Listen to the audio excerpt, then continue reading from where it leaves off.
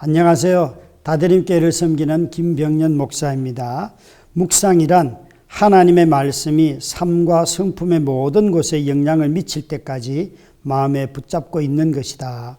19세기 남아프리카의 성자이자 기도와 성령의 사람인 앤드류 머레이 목사님께서 하신 말씀입니다. 이 시간 우리가 함께 묵상하는 하나님의 말씀이 우리의 삶과 성품의 모든 것에 영향을 미치기를 수 있기를 축복합니다. 오늘 말씀은 요한일서 1장 1절부터 2절 말씀입니다. 요한일서 1장 1절에서 2절. 태초부터 있는 생명의 말씀에 관하여는 우리가 들은 바요, 눈으로 본 바요, 자세히 보고 우리의 손으로 만진 바라. 이 생명이 나타내신 바 된지라. 이 영원한 생명을 우리가 보았고 증언하여 너희에게 전하노니 이는 아버지와 함께 계시다가 우리에게 나타내신 바 된 이시니라. 코로나 팬데믹을 지나가면서 처음에는 예배드리는 편리함에 우리 모두가 환호했지요. 사실 주일에 이동하지 않아도 되고 집에서 편한 복장으로 예배를 드려도 되고 또 누구 하나 간섭하지 아니하였습니다. 그러나 3년의 시간이 지나면서 마음속에 이런 질문들을 갖게 되지요. 교회 없이 그리스도인이 될 수 있을까? 교회 오지 않고 예배할 수 있을까? 이전에 저도 믿을 때는 그리스도인들의 모임이 교회라고 하였지만 이 코로나 3년을 지나면서 그리스도인의 모임이 예배인 것은 맞지만 교회인 것은 맞지만 그러나 그 앞에 좀 조건이 하나 붙이게 되는 것 같아요. 특정한 장소에 함께 모이는 사람들의 모임이 교회다. 이렇게 좀 수정을 하게 되었습니다. 제가 이렇게 말씀드리는 이유는 예배를 이렇게 미디어를 통하여서 중계하기 시작하니까 사람들이 집중력이 떨어지고요. 또 떨어진 집중력 가운데 예배를 하다가 어떤 사람은 밥 얹어놓은 것을 보러 가기도 하고 또 어떤 사람들은 자녀를 돌보러 가기도 하고 이게 이전에는 한두 사람이었다면 지금은 누구든지 다 예배의 대상이 되는 하나님께 집중하지 못한다는 거예요.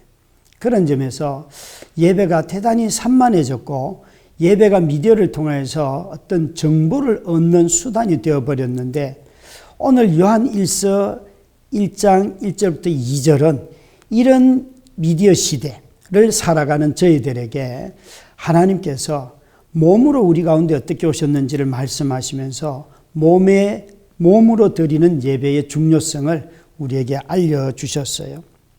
사실 자기 몸을 드릴 주의 몸이 없는 예배가 영지주의자다. 제가 좀 어렵게 설명을 했지요. 자기 몸을 드릴 주의 몸이 없는 예배. 이건 좀 설명이 필요한데요. 요한이 살던 시대에는 영지주의라는 이단이 있었어요. 이것은 그 첫 번째는 예수님이 오지 않았다. 메시아가 오지 않았다. 라는 주장이에요. 분명히 예수가 그리스도라고 우리는 말하는데도 불구하고 그 예수를 보고서 아예 하나님이 인간이 되신 적이 없다라고 말하는 사람들도 있었어요. 그런 이단들은 오늘날도 또 여전히 있죠. 그러나 요것과 조금 다르게 예수님이 오신 메시아로 우리 가운데 오셨지만 그리스도가 우리 가운데 오셨지만 그가 사람인 척했다. 그러니까 사람이 진짜 사람은 아니라는 거예요. 가짜 사람이에요. 이것은 가현설이라고 하는데 이 비슷한 거예요. 완전히 오지 않았거나 오긴 왔지만 완전한 사람은 아니다 하는 이단이 두 이단이 있었고 그럼 마지막은 이런 이단이 있었어요. 피조물 중에서 사람 중에서 가장 영적으로 충만한 사람이 예수 그리스도이시다. 이것은 예수님에게 임하는 그 성령의 강력한 역사가 가장 뛰어나다는 뜻이지 예수님이 그리스도는 하나님은 아니라는 거예요. 그러니까 앞에 둘은 예수님의 육체로 오심을 완전한 육체로 오셨다는 것을 거부하고 뒤에 마지막 것은 예수님의 신성을 거절하는 이단이 그 당시에 있었지요. 그래서 이런 사람들이 그들은 항상 또 다른 어떤 영적인 체험 가지고 있다고 말했는데 요한은 그들에게 무슨 소리 하느냐? 예수는 그리스도이시고 그리스도는 예수이시다. 이 말은 예수라는 말은 몸을 입은 인간이 되셨다는 뜻이고 그리스도라는 것은 하나님이시다. 그분은 오신 메시아이시다 하는 뜻입니다. 요한은 너희가 예수 그리스도를 섬긴다는 것은 이 몸으로 오신 그리스도가 계시기 때문에 몸을 입고 오신 성육신하신 하나님이 계시기 때문에 우리가 하나님을 예배할 수 있다라고 말하고 있어요. 그러니까 영지주의는요, 몸으로 예배 드려야 하는 자리에 어떤 영적인 체험이나 자신들의 경험을 슬쩍 집어넣게 되지요. 미디어로 예배하는 것을 가만히 보시면 여러분, 교회 오실 필요가 없습니다. 그냥 집에서 드리면 됩니다. 미디어로 예배 시간에 참여는 하는데 몸은 집에 있고 몸은 어디 자동차 안에 있고 몸은 캠핑장에 있고 그러면서도 예배는 드렸다는 거예요. 여러분, 그 밖에서 예배할 때와 교회 와서 예배할 때 차이가 뭡니까? 예배하러 와서 교회 왔을 때는 온전히 처음부터 끝까지 다 그분에게 집중하잖아요. 오직 대상이 한 분이시잖아요. 그런데 바깥에서 하면 예배를 드린다 하면서도 설거지할 수도 있고 예배를 드린다 하면서도 다른 행동들을 얼마든지 할 수 있어요. 그러니까 예배의 대상이 지금 집중이 안 되는 거예요. 여러분, 우리가 몸이 간다 하는 것은 우리 삶 전부를 그분 앞에 드린다는 고백인데 이 미디어 영지주의에 빠지면 이런 정보만 얻으려고 하고 자기 자신을 온전하게 드리지 않는 것이에요. 그런 점에서 제가 자기 몸을 드릴 주의 몸이 없는 예배가 영지주의적 예배다라고 말씀을 드리는 것입니다. 그러니까 자기 몸은 다른 데 있고 또 통화해서 중계 미디어를 통해서 오는 정보는 듣지만 그것이 자기 전부를 드리기가 너무 어렵다는 것이에요. 여러분, 이런 미디어 영지주의에 빠지면 나타나는 현상이 뭘까요? 몸을 드리지 않기 때문에 우리 자신이 사랑을 할 수가 없습니다. 사랑은 몸으로 하는 것이기 때문에. 요한 사도는 우리에게 왜 예수님이 너희가 이런 가현설적이고 영지주의자들이고 또 예수님이 오시지 않았다고 하는 이들을 향해서 요한 1서 1장 2절에서 왜 그가 이렇게 강력하게 말하는가 하면 태초부터 있는 생명의 말씀이라든지 또 이 생명이 영원한 생명이라고 하는 것은 바로 영원한 생명, 태초부터 이것이 예수 그리스도의 오심을 뜻하는 말들이고 그분을 들었고 보았고 만졌다 하는 것은 온전한 인간이라는 것. 그렇기 때문에 우리가 하나님이 자기 몸으로 우리에게 오셔서 사랑한 것처럼 우리도 사랑을 하려면은 바로 우리 몸을 드려야 한다는 것입니다. 여러분, 미디어로 예배를 드려보면 성도를 사랑할 일이 별로 없어요. 일단은 성도들을 예배 중에 만날 때에 이전에 만남에 하면 누군가 왜 저 사람 참 꼴보기 싫은 사람도 있잖아요. 그 사람 밥 먹는 모습만 봐도 짜증 날 때도 있잖아요. 또 예배 드리는데 누가 울고 막 늦게 오고 그러면 온갖 감정들이 복잡해지잖아요. 그런 것이 몸이 오기 때문에 일어나는 현상들이에요. 그래서 사실은 성도들 때문에 시험 들기도 하지만 동시에 몸이 오기 때문에 성도를 사랑하기도 하지요. 여러분, 왜 코로나 시기를 쭉 지나가면서 이 시대에 우리에게 이 사랑이 약해졌는가 하면 우리의 만남이 적어졌기 때문에 그렇습니다. 여러분, 혹시 어떤 사람들은 예배를 잘 드리는 분들도 계세요. 작은 화면을 통해서도 온전히 집중력을 가지고 하나님이 보신다는 의식 속에서 예배를 잘 드리는 분들 계세요. 그러나 그럼에도 불구하고 한 가지 부족한 게 또 있는데 여러분, 지난 코로나 3년 동안에 식탁의 교제가 다 끊어졌지요.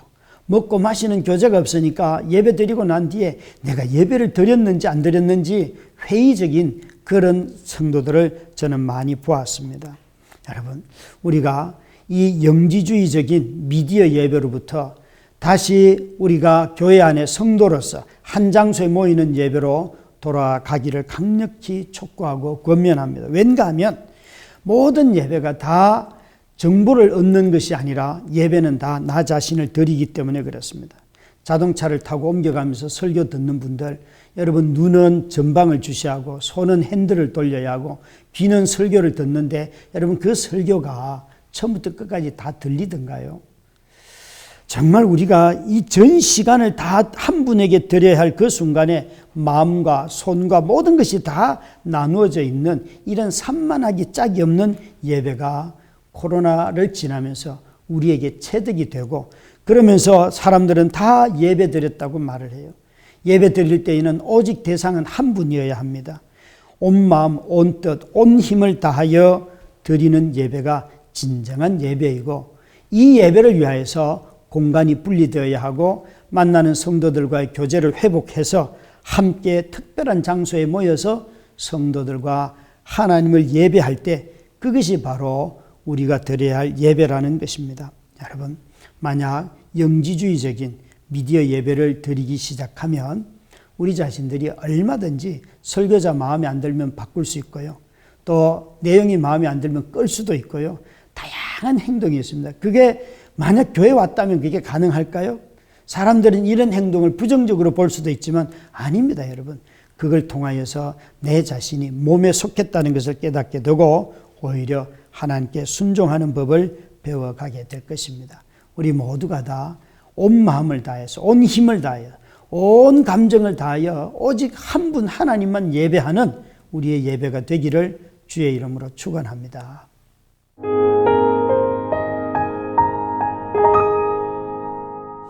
오늘 사연을 주신 분은 설교 중에 언급한 것과 너무나 똑같은 사연을 주셨습니다. 저는 평소 출퇴근할 때마다 설교 말씀을 듣습니다. 온라인으로 평소에 좋아하던 목사님들의 말씀을 들을 수 있어서 너무 감사한데 한편으로는 말씀을 점점 편식하는 느낌이 들어요. 제가 좋아하는 목사님, 좋아하는 주제의 말씀만 찾아 듣고 있더라고요. 그러다 보니 주일날 교회에서 듣는 설교에 집중이 안 될 때도 있습니다. 말씀을 편식하지 않고 하나님의 모든 말씀을 소중히 여길 수 있도록 기도해 주세요. 참 너무 솔직하게 사연을 나눠주셔서 감사하고요. 아마 오늘 이 사연을 보내주신 분은 조금 전에 선포한 말씀을 통해 이미 답이 됐으리라고 생각합니다. 우리 모두가 코로나 이후에 다시 한번 하나님께 온전하게 집중할 수 있는 그런 예배자가 되게 해달라고 이 시간 잠시 기도하도록 하겠습니다. 다 같이 기도하겠습니다.